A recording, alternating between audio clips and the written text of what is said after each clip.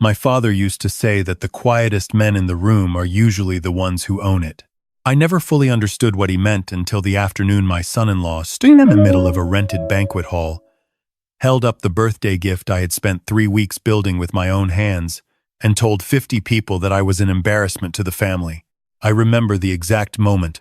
The afternoon light was coming through the tall windows of the venue my son-in-law had booked for my grandson's 7th birthday party, a place called the Sterling Room. All glass and chrome and white tablecloths, the kind of space designed to impress people who need impressing. There were balloon arches in navy and gold, a hired face painter, a dessert table that probably cost more than my first car. My grandson Tyler was running between tables in his little button-down shirt, already hyper from the sugar, laughing that big laugh of his that sounds exactly like my daughter Claire did at that age.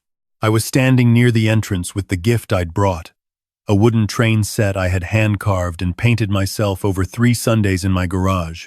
Each car fitted together with care, Tyler's name burned into the side of the engine in letters I'd practiced on scrap wood before I committed to the real thing. What I did not know, standing there holding that box, was that within the next 4 minutes, my son-in-law Marcus would make a decision he could never take back. Let me tell you how I got to that room. Because the story doesn't start with the birthday party.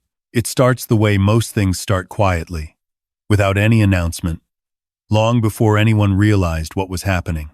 I am 64 years old. I have been described, on more than one occasion, as a man who looks like he fixes things for a living. I drive a 2009 Ford F-150 with 180,000 miles on it. I wear flannel shirts in winter and plain cotton in summer. My boots are work boots. My watch is the same one my wife Eleanor gave me for our 30th anniversary, not a brand anyone would recognize at a dinner party. After Eleanor passed, 5 years ago now, I kept the watch wound and on my wrist every day because some things you don't let go of. I spent 31 years building a construction and real estate development company in western Pennsylvania. We started with residential builds, moved into commercial, then infrastructure contracts, then mixed-use developments in 3 states.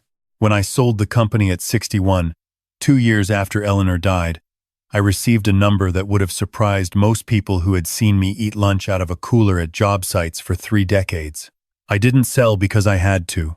I sold because without Eleanor, the drive to keep growing it felt hollow, and I figured a man my age should spend his time differently. I kept several commercial properties that I own outright. I consult occasionally. Mostly I spend my time woodworking, fishing, and being Tyler's grandfather, which is the best job I have ever had. Marcus does not know any of this. Or rather, Marcus decided a long time ago that he already knew everything worth knowing about me, and that what he knew added up to very little. My daughter Claire met Marcus 6 years ago when they were both working at a marketing firm in Pittsburgh. Marcus is handsome, energetic, the kind of man who fills a room with his confidence before he's said a word. I could see why Claire fell for him. In the beginning, I tried to like him. I went to their dinners, listened to his plans, nodded along when he talked about his ideas for a tech startup he wanted to launch. He had real intelligence. I will give him that. But there was something underneath it, a restlessness, a need to be seen as the most impressive person present that made me cautious in a way I couldn't quite name to Claire. The startup launched 2 years ago. Marcus had raised a modest seed round and was chasing a Series A. The company built software for logistics coordination, a real problem worth solving, but the burn rate was aggressive, and the timeline to revenue kept slipping. I knew this because Claire, to her credit, is honest with me. She told me things were tight. She told me Marcus was under pressure. She told me, in a phone call 3 months before Tyler's birthday, that Marcus had a lead investor interested, a venture capital firm called Meridian Capital, run by a man named Douglas Hartwell. I said nothing to Claire when she mentioned Douglas's name. I simply asked her how Tyler was doing in 2nd grade and whether he still wanted to be a paleontologist. Douglas Hartwell and I have known each other for 22 years. We met on a job site in 1999, 2 younger men both trying to figure out what we were building. We have had dinner together, traveled together, gone through business deals and family losses and the ordinary difficulties of life together.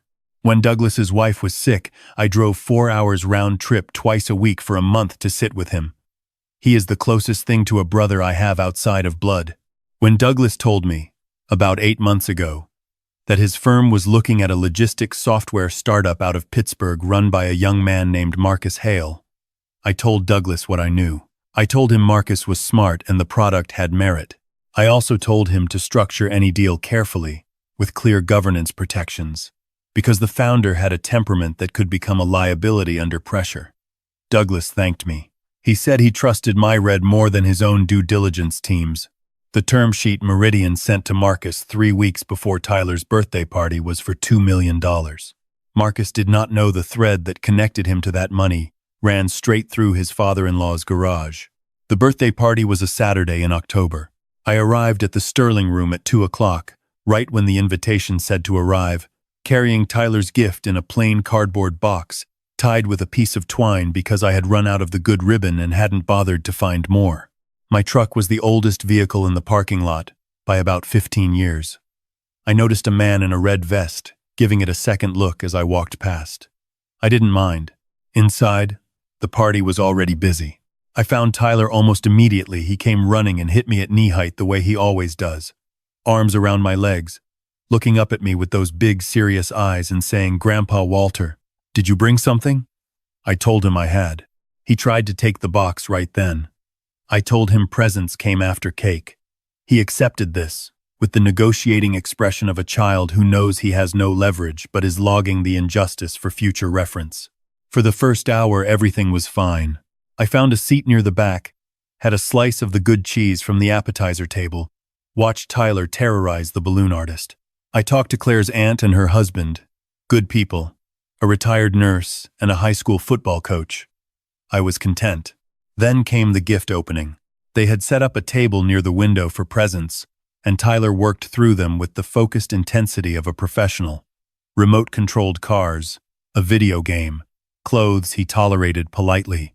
When he got to my box, he looked up at me from across the room and held it up and grinned, because he already knew, somehow, the way kids know things, that whatever was in there was different. He pulled off the twine and opened the cardboard flaps and lifted out the engine car first. And his face did something that made every hour I had spent in that garage absolutely worth it. He turned it over in his hands and ran his finger over the letters of his name and looked up at me and said, very quietly, "You made this." I told him I did. He held it against his chest. I don't think Marcus saw that part. Or if he saw it, it didn't register the way it should have, because what happened next is what happened next. Marcus had been moving through the room all afternoon with a glass of sparkling water in his hand, networking even at his son's birthday party, touching elbows, laughing loudly, wearing a blazer over a designer t-shirt that probably cost more than my monthly utility bill. He came around behind Tyler as my grandson was still holding the train engine, and he picked up one of the other cars from the box, turned it over, and his expression shifted into something he didn't bother to hide. He looked at the piece, he looked at me, and then, in the voice he uses when he wants an audience, which is a voice pitched just slightly too loud for the room, he said, "Is this from the garage, Walter?" I said yes. I made it by hand. He set the car down on the table. Huh. He looked around, making sure he had the attention he had aimed for. Several people near us had turned to look. You know, Tyler has real toys he's going to want to play with. I just want to make sure he gets the things that are actually age-appropriate. He picked up the remote-controlled car from another gift, I don't know whose it was, and held it up next to my train engine. See, this is what 7-year-olds want. Something like this. I didn't say anything. I have been in enough rooms in my life to know that the man who responds in that moment loses something he can't get back. But Marcus wasn't finished. He set both items down, and he said, and these were his exact words, in a room with 50 people in it, including my grandson, who had gone very still, "Walter, I love that you came. But maybe next time think about what Tyler actually plays with instead of things you find in the back of the workshop. We don't want him to feel like he got the short end." Tyler's face crumpled. Not because of the gift, because he understood, with the emotional intelligence children have before adults train it out of them, that someone had just been unkind to someone he loved. He looked at me, and his chin was doing the thing chins do before the tears come. And I looked back at him, and I gave him the small nod that means everything is all right, and I watched him pull the train engine back against his chest and hold it. The room had gone that particular kind of quiet that is louder than noise. I looked at Marcus. He was already half turned away, satisfied, reaching for his sparkling water. I said nothing. I picked up my jacket from the back of the chair. I kissed Tyler on the top of his head. I told Claire's aunt it was good to see her, and I walked out of the Sterling room into the October afternoon and stood next to my truck for a long moment, looking at the parking lot. I want to be honest with you about what I felt, because I think honesty matters more than the shape of a good story. I was not angry in the way that burns fast and then cools. I was sad. Sad for Claire, who had watched that happen from across the room and would spend the rest of the afternoon trying to manage the fallout in her marriage. Sad for Tyler, who had asked to call me that same week to tell me about a fossil he'd read about in a library book. Sad in the way you get sad at 64 when you realize that certain things don't change no matter how long you wait for them to. My father, a man who built furniture for 40 years in a small shop in Ohio and never once raised his voice in anger that I heard, told me something when I was about Tyler's age. He said, "Son, you never have to defend the value of something real. Real things speak eventually. Your job is just to be patient enough to hear them." I sat in my truck for a few minutes. Then I took out my phone and called Douglas. Douglas picked up on the second ring, the way Douglas always does. I could hear the sounds of his weekend in the background, his television, his dog. I told him I needed to talk about the Hale deal. He said he was listening. I told him the deal could proceed. Meridian's investment should go forward because the product had genuine value and the market timing was right. And pulling funding at this stage would hurt people beyond Marcus. It would hurt the employees, hurt the early customers relying on the platform, and probably hurt Claire's financial stability in ways that would take years to untangle. I didn't want that, but I told Douglas I wanted to revisit one piece of the term sheet: the governance structure. Cross 5-5. Specifically, I wanted the investor board seat to carry veto rights on any major company decisions, including executive compensation and equity grants. I wanted Claire's name added to a spousal equity protection clause, which is not unusual in deals involving married founders, and which would ensure that if the marriage ever encountered difficulties, her financial position would be protected. Douglas was quiet for a moment. Then he said, "Did something happen?" I told him Tyler's birthday party had been eventful. Douglas said, "Walter," I said, "the deal still goes through, Douglas. I just want it structured right." Douglas said he understood. He said the revised term sheet would be on Marcus's desk by Monday. I drove home. I went to the garage. I turned on the radio, and I started working on a set of wooden bookends I'd been meaning to finish for weeks. And I worked until the shop light was the only light on in the house. Monday came. Tuesday came. On Wednesday evening, Claire called me. Her voice had the particular texture it gets when she is working to stay composed. She asked me if I knew Douglas Hartwell. I said yes. I had known Douglas for a long time. There was a pause. "He was at Tyler's party," she said. I said I knew that. Douglas and his wife had been friendly with Claire's aunt for years. That was how he came to be there, though in the commotion of the afternoon I hadn't seen him arrive.